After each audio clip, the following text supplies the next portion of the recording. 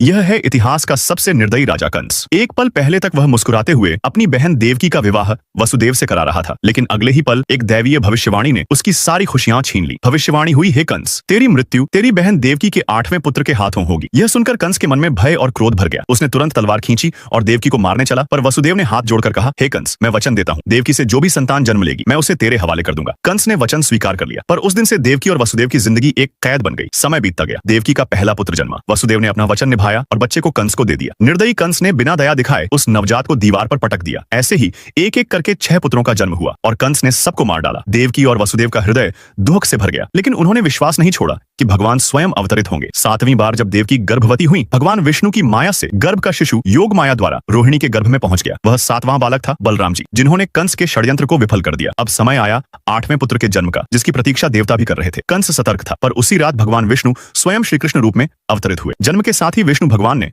वसुदेव से कहा, अब तुम मुझे गोकुल ले जाओ और नंद बाबा की कन्या यहाँ ले आओ। वसुदेव ने बच्चे को टोकरी में रखा और यमुना नदी की ओर चल पड़े। द्वार अपने आप खुल गए, सैनिक सो गए और बिजली की चमक में मार्ग प्रकाशित हो गया। जब वसुदेव यमुना पहुंचे, नदी उफान पर थी, लेकिन उन्होंने श्रीकृष्ण को सिर के ऊपर उठाया। यमुना माता ने भगवान के चरणों को स्पर्श किया और शांत होकर उन्हें रास्ता दिया।